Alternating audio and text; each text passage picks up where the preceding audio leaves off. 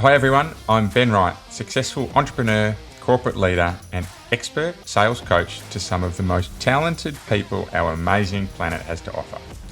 You're listening to the Stronger Sales Team podcast, where we bring together and simplify the complex world of B2B sales management to help the millions of sales managers worldwide build, motivate and keep together highly effective sales teams. Teams who grow revenue and make their businesses actual profits. Along the journey, we also provide great insights and actionable steps to managing your personal health. A happy and productive you is not only better for your teams, but everyone around you. So if you're an ambitious sales leader who wants to build the highest performing and engaged teams, Stronger Sales Teams is right where you need to be. Welcome back to Stronger Sales Teams, the place where we provide real-world and practical advice to help you develop superpowered B2B sales teams. So this is a podcast today I've been looking forward to for quite some time. I met Darcy, didn't meet Steve, but I met Darcy from Outbound about 6 weeks ago. We had a fantastic conversation. It was one of those conversations, shorts, t-shirt, thongs, for those Australian listeners, in a beautiful place up here in Noosa. We said, right, let's get together, let's have a podcast and see where we go. So Darcy, he's been obsessed. In fact, Darcy and Steve, I'd say, both have that very highly driven type of personality. But Darcy himself, he's been very much obsessed with one thing more than probably anything else since the age of 10, and that's the human mind. So for Darcy, he's fascinated by why we do what we do and why we buy what we buy. He's been working in the sales, training and mentoring field for over 10 years. So there's a fair track record there now for Darcy. And for his business, Outbound, he takes care of all new and existing teams. He's also a father. He has a 1-year-old, which for me changes perspective on just about everything and brings a new way of operating to your fore. So his daughter, 1 year old now, any spare time he is spending with her, but then devoting it to the golf course, which he tells me is going nowhere. So Steve, on the other hand, Steve, he's the designer, right? He's the behind the scenes brains and drive and strategist at Outbound. He's also 10 years or so in the business, and he's been working really closely with sales teams and organizations across the globe across that time, with his core focus being to help them break monthly sales records, right? That's what we're here for as sales leaders and sales trainers, to help get results. So in Steve's spare time, this one's a little bit different, right? He likes flying his helicopter simulator. We're going to have to talk about that, Steve, and creating his own card and board games, very much the Outbound Game way. He's also a husband and father with 3 kids, so he didn't learn his lesson 3 times, including one new addition, which is Sammy, who's 6 months old. So Darcy and Steve, welcome to the podcast. We're going to do a couple of episodes together, but please tell me about Outbound, why it started, why you love it, and how things are going. Yeah, awesome. So great to be on the pod, mate. I'm looking forward to this chat. I've been looking forward to it for some time. But Outbound is essentially a gamification platform that we've been working on for the last 3 years. Myself and Darcy, in a background with sales training, growing sales teams, growing revenue. We found a couple of gaps over that 10 years. One was the dreaded implementation gap that always happens, where you get motivated, you have some big vision, some big goals, and then 2 weeks later, it somehow just disappears and it's gone out of the brain. Or you could do some great training and you pick up some really great strategies and tactics. And then again, 3 months later, you're like, how you going with that? And we have this forgetting nature about ourselves. So that was the one big gap. But then the other thing is, we both had experienced kind of burnout and grief and the mental health challenges that comes with growing sales and growing business. And so when me and Darcy joined forces about 5 years ago, we were like, let's do things differently. And there has to be an element of well-being, health, fun in what we're doing, because why else should we be doing it? And so we figured out that the arcade was the only place on planet Earth where motivation wasn't a problem. And so we were like, why don't we build a workforces arcade and turn sales activities and goal setting and achieving those things into a whole lot of fun. Awesome. I like that piece around the arcade being the place where we can have a whole lot of fun. No doubt about it. If we can bring fun into the workplace it changes the dynamic completely. And there's lots of different ways we can do it. Gamification being one that I really like. Okay, cool. Well, today we're gonna jump into a few topics. We're going to talk about leadership. We're going to talk about everything sales training and beyond. So why don't we jump into it? For our listeners, it's going to be a little bit different today. This is going to be more of a conversation. We're going to talk to each other, and there'll be questions flying left, right, and centre. So enjoy these series of episodes. All right, well, let's get things started, gentlemen.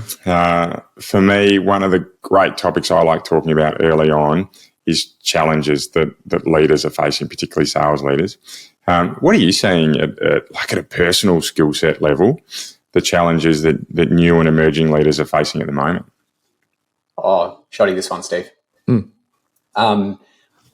we've been asked this question actually a bit on podcasts, and the answer remains the same, which is that a lot of the time, sales is a really interesting field in the way this happens, Ben, is that a lot of the time sales leaders and managers have been promoted to that role because they were great at sales and weren't necessarily great sales leaders or natural sales leaders. No kid goes to school wanting to grow up one day and become a sales leader. I don't think I've ever heard a kid say it, and I don't think we ever will. So it doesn't seem to be this natural, organic, aligned career path that people want to choose for themselves. Typically, people actually even just find themselves falling into sales as it is.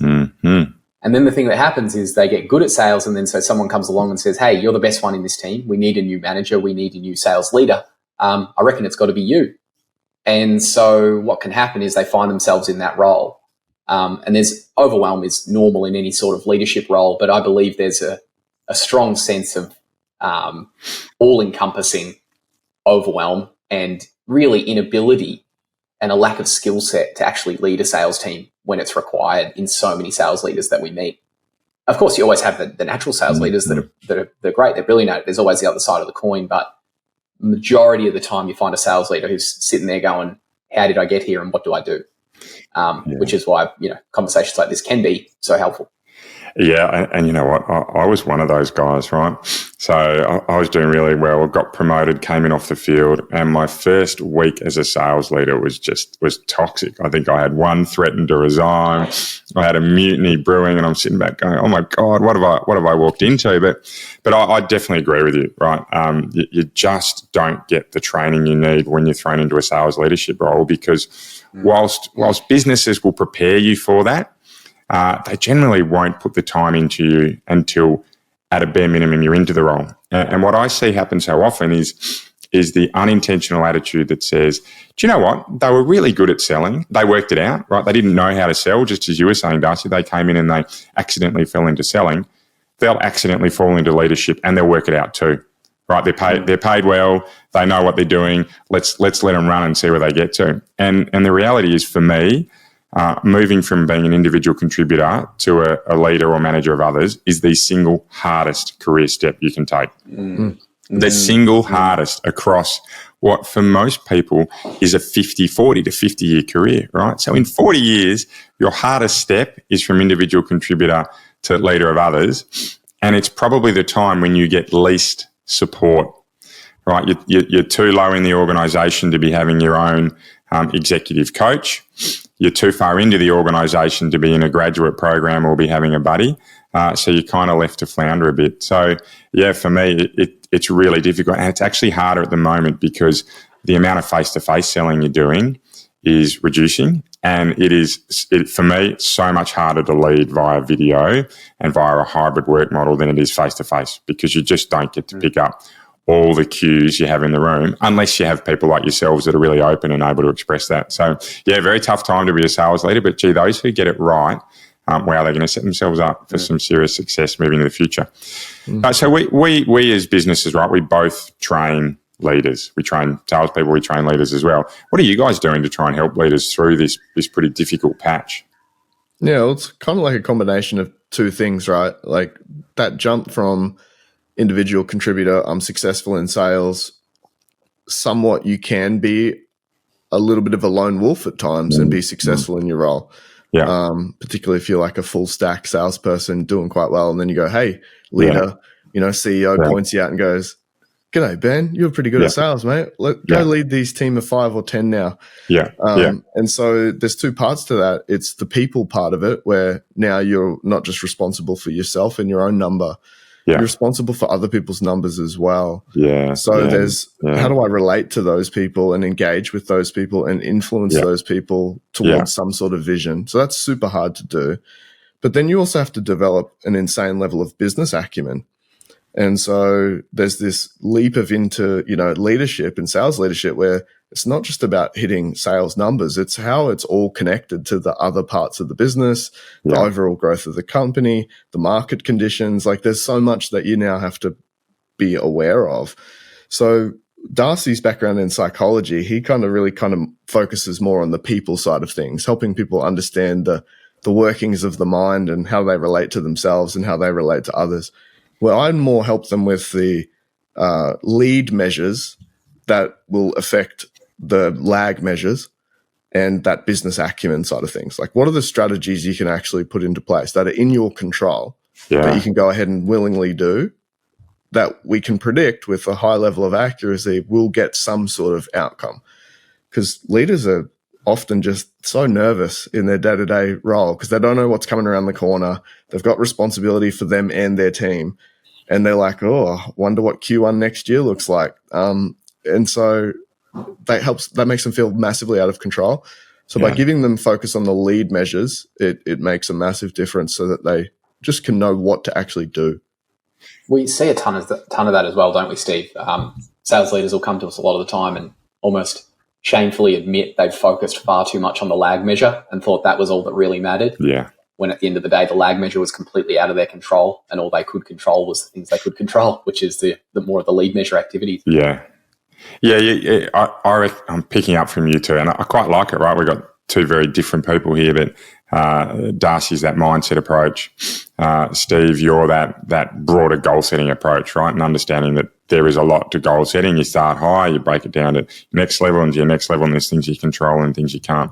And for me, the third piece is probably having a really robust coaching model. So you know what your go-to style is with your team to coach them, because if you're worried about managing and managing only, you can have the best mindset and you can have the great goals, but if you can layer in that coaching as well, then I just think you hit so much higher peaks. I guess there's three very different opinions. We should start a business, guys. Very different ways of doing things. But yeah, when you get those three right, more often than not, you've got an emerging sales leader who, if they continue to do those things well, and I love that saying.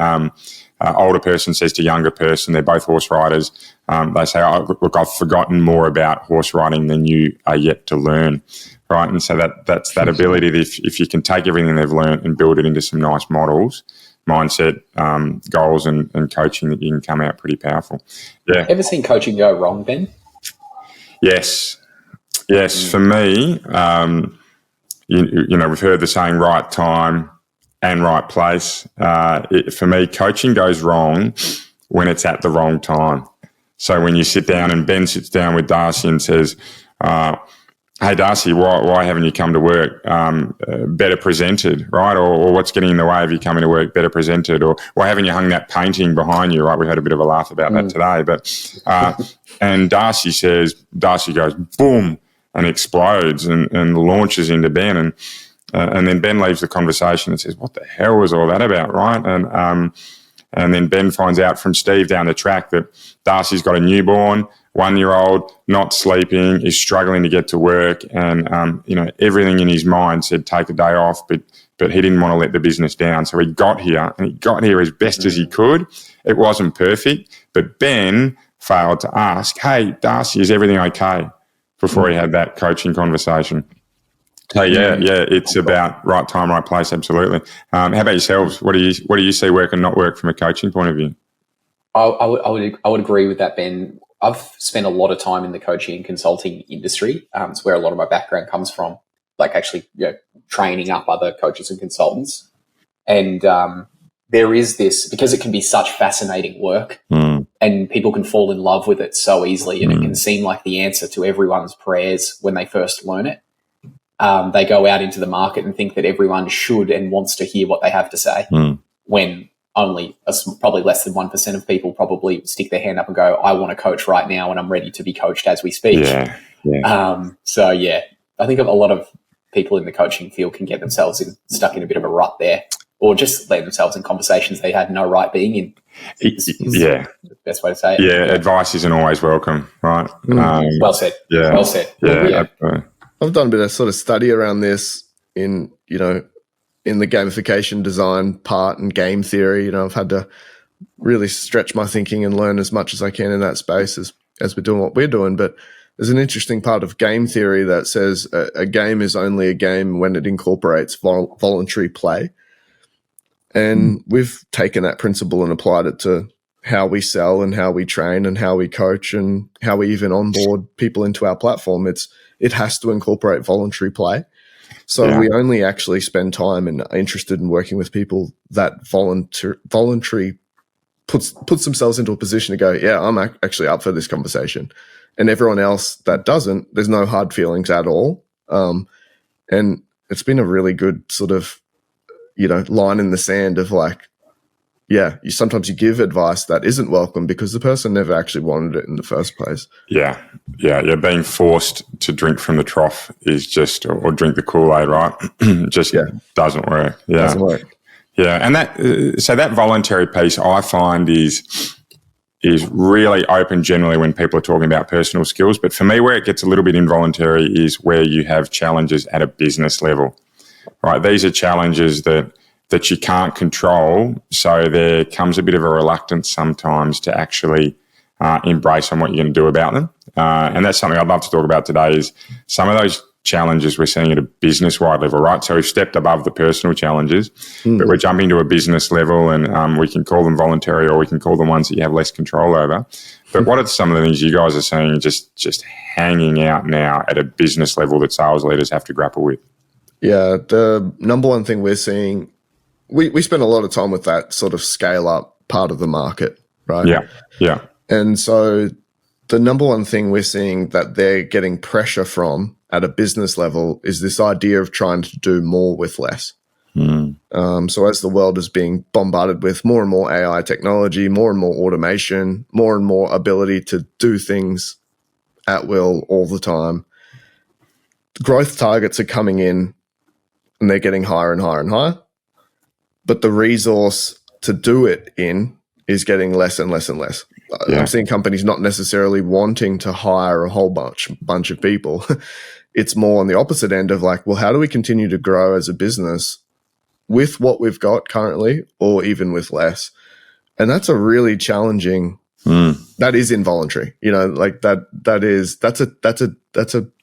a kettle of fish to try and wade through to go, how do we actually solve for this? And how do we do this well and meaningfully and with purpose? And how do we keep the people engaged in that? And how do we make sure we don't burn people out? And how do I make sure I don't get burnt out?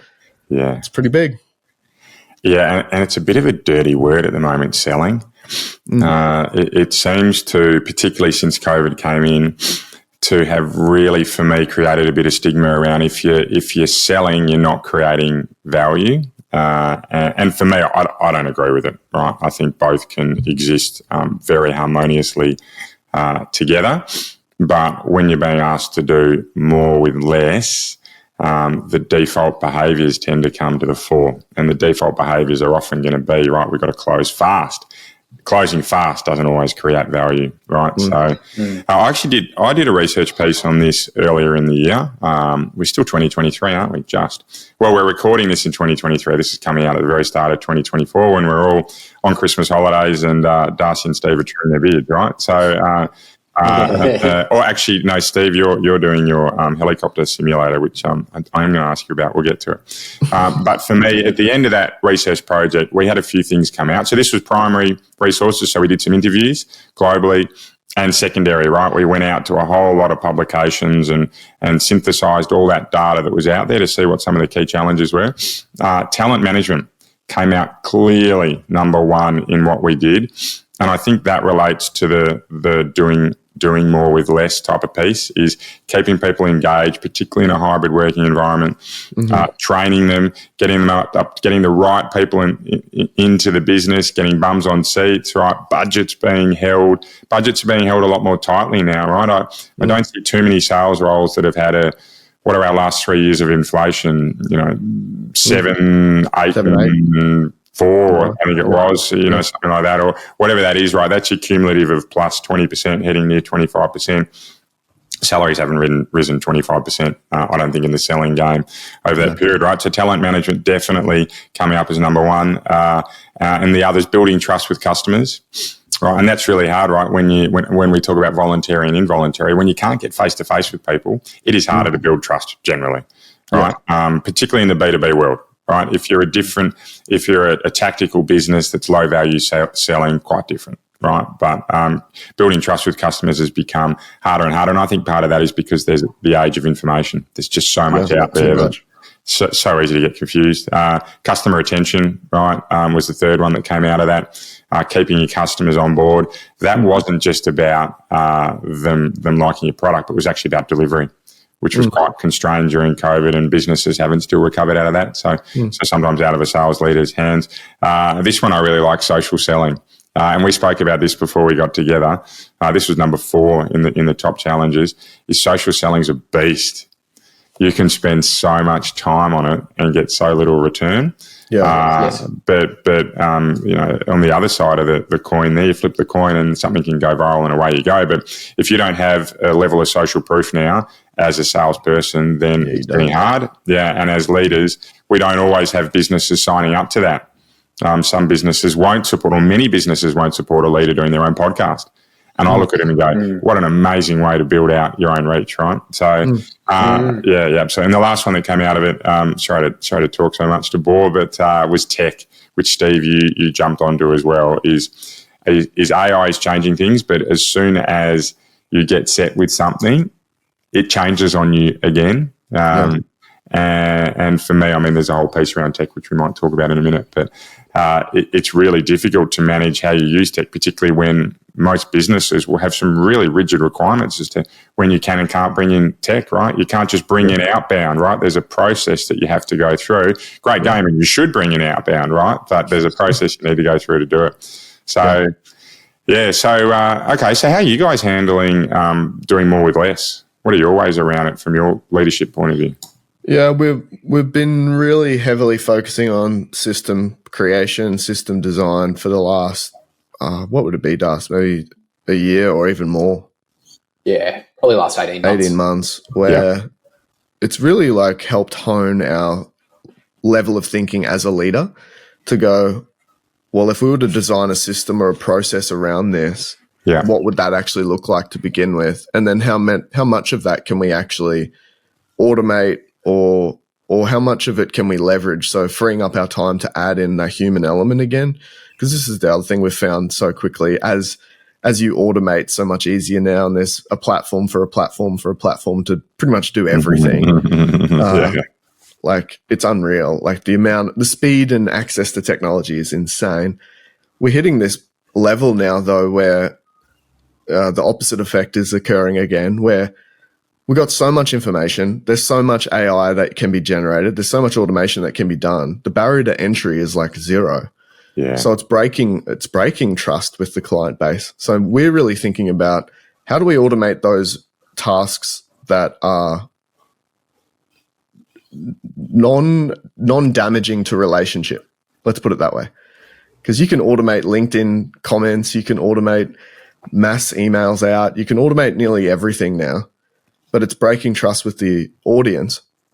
So we're really trying to free up how do we become more human in our outreach by freeing up all of the task admin stuff in the back end that we can just get a robot to do. So we're very much focusing on partnerships and freeing up time for partnerships. It's almost that old saying, I don't know how old this makes me sound, but were you guys ever taught you use email to confirm, but phone or face-to-face to discuss? I've heard that. Yes. That's spot on. And it's almost like AI is the new email in that respect, right? If there's unlikely to be offense taken, if you don't need to worry about emotions or opinions, then great, flick on AI, flick on automation. But if it's going to need a level of, if it's going to leave a level of personality, then let's do it. Let's do it the old way. And for me, the old way has actually been the way for so long, building relationships. Yeah, I like that approach. It's great. And look, I don't think I'm that different, right? For me, it's get your goals right. It's the number one thing I have. It hasn't changed. I'm almost 41. In fact, I'm a couple of days, I'm 41. So I'm a 21-year sales career. I have not seen anything change around goal setting in 21 years. It's know where you want to go, get it right. Build out your playbook that comes around it. Work out how you're going to measure it so that everyone's going to buy in, right? And then get a learning program behind it. That hasn't changed. That fundamental principle was there 21 years ago. And 21 years ago, I didn't have a mobile phone. In fact, I was on a BlackBerry. I just got a BlackBerry, just got introduced when I came into business, right? So there was no... Man, you're old. Yeah. Thanks, Darcy. When you're 41, mate, I'll give you a text. Yeah. Let's see how you're going then. I want to see if your beard has still got that beautiful, youthful look in it. No, I'm joking, Ben, because when I did meet Ben, he told me his age and I couldn't believe it. I bet you didn't believe it then as well when he just mentioned it, Steve. If you'd have told me you were 31, Ben, I'd believe it. For those listening to the pod that are only listening and not seeing the visual, it's worth checking out. It is worth checking out. Yeah, well, let me tell you, you got to work a lot harder to stay in good shape come 41. We were recorded. I was at my desk before 7 o'clock this morning, and exercise was well and truly done. Nice. Yeah, cool. So, hey, last thing that I'm really keen to hear from you guys about before I kind of throw over to you a bit more is new and emerging leaders. What's your advice on personal accountability around their learning, right? How can they go about learning themselves and not necessarily relying on the dulcet tones of Darcy and Steve to help them become ace at what they do? I've been doing a bit of diving into this concept a bit lately in terms of what's important to learn and what's valuable to learn. It's actually something that Steve taught me back, 7 years ago, I think it was. Do you remember the concept, Steve, of the turnip farmer? Was it turnip farmer? Is that what you used to use as an example? Was the best learning that you can do sometimes exists way outside of the field that you work in. So the question becomes, what can a turnip farmer teach you about sales leadership? What can the way you make coffee teach you about how to work with your team? What could the way that a pen runs out of ink, or the speed at which it happens, what can that teach you about the speed at which your team might actually leave you? Things like this. I'm just making it completely up. I'm just trying to draw ridiculous examples. But this whole idea of I'm a sales leader or I'm in business and the only books I should be reading are sales leadership and business books, I think is so outdated, because learning at its core is meant to be fun. One of my favorite quotes ever is, anyone who doesn't see that education and entertainment are the same thing doesn't know the first thing about either of them. Meaning, whenever you're entertained, it should be educating you. And whenever you're being educated, it should be entertaining. Yeah, I like that. And so often I think people get themselves stuck in this, like, I'm sort of a bit bored and a bit stale with my learning. I don't know if there's anything more I can learn in sales. Great. What do you want to learn about? Well, I'm actually kind of really interested in woodworking, interested in smoking a barbecue. It's like, great, go learn that, because it'll actually teach you a ton about sales, and there'll be metaphors and analogies everywhere that you can actually apply to your role, and you'll have a ton of fun learning it. Golf is the greatest teacher that any of us have in business. But I've never seen anyone hit a pitching wedge inside a co-working office space. So, that's my opinion. I think that the learning can happen from anywhere and everywhere, and it should, and you should go diving headfirst into it, even though it doesn't feel right to be doing so. Yeah, it's the C word, right? Curiosity. Yeah. Curiosity drives active learning at any point in the day. I think I learn as much from from those who I have nothing to do with on a work point of view as I do for those that professionally. And I haven't seen someone bring a pitching wedge into an office before either, Darcy, but I've certainly had a few stories about something not dissimilar. I take. I'm going to add a bit with my structured approach to that. Right, everyone that knows me knows I'm pretty structured. For me, I have a really easy platform or a process around learning. Its first one is pick how much time you want to spend on it, and I've always worked off 10%. If you can get 10% of your week baked into learning, or bake that into your week, then you are absolutely on a winner. Most people look at me like I have a pitching wedge in my hand and I'm coming at them, right? When I say 10%, and they go 4 to 5 hours. Are you for real, man? What are you talking about? And this is where I'll get to in a second. But before they do that, I then say pick the topics you want to learn on. Actually, just sit down and write it. Because when you're aware of something, like when you're going out to buy an EV, I had a Tesla when they first came out, and it's amazing how many I saw on the road, right, when they first came out. But when you're looking for that car, right, it's everywhere. Pick the topics you want to learn about, because you will find opportunity, and particularly if you're curious, you'll find opportunity when you go past a turnip farm to learn about that, right? You put your mind to it. Next thing is pick your modalities, right? So for me, 4 hours a week's easy. Because I spend about, as you get old, Darcy, you need to spend a bit more time on in the gym rather than just cardio. I'll spend 2 hours a week in the gym. Straight away, I've got 2 hours done of my learning. Easy, right? Because I put podcasts on and away I go. So I'll pick the modalities that work for me. I'm less of a reader, more of a doer and a listener and a watcher, right? So if you pick your modalities when you're commuting to and from the office, right, most people can knock out half their training just from a little bit of habit change. And for me, the last couple of areas structurally is you make it non-negotiable, so you diarise it. Right, what gets measured gets done, but I go the same with a diary, right? Plan to succeed. Or is it failing to plan is planning to fail? And then the last bit is just surround yourself with help, with good help. There are so many people that want to be mentors, that want to help. There's your paid versions, there's your colleagues, right? You build that out as a structure and you layer it in with a good old serum of curiosity, and I think you're flying when it comes to learning. So I like what you're saying there, Ben, about the modalities. You're so right. I'm a listener as well, and I got an hour's sleep last night because I was rocking my daughter to non-sleep. And so that means I had 8 hours literally of listening to podcasts just last night. You just take any chance you can get.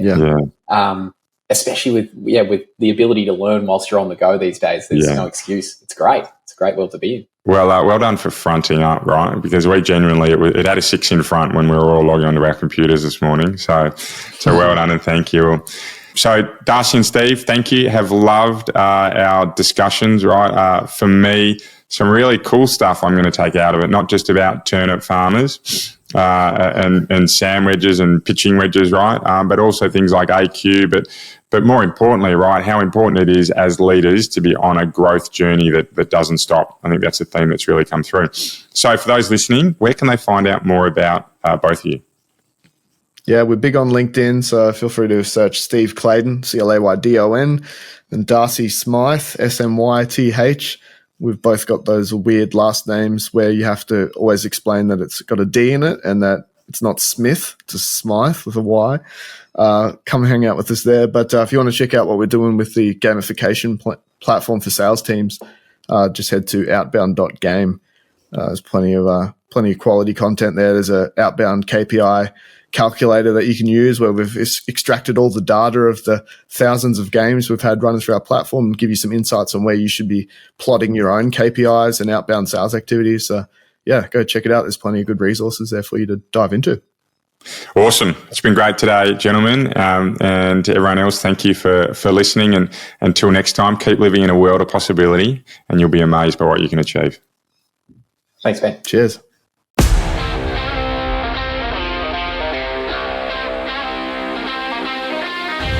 Want to be kept up to date with any of our free materials to help you build the best sales teams possible?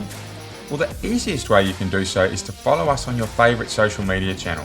We're at Stronger Sales Teams on most of them, and if you DM us Stronger, we'll send you right back some great resources to help you build your superpowered sales team. If you'd like a little more help, please get in touch directly and book a free discovery call with me. I run a limited number of these sessions and they're free for my podcast listeners. I'd love to help you out. Until then, see you next week for another podcast of Stronger Sales Teams.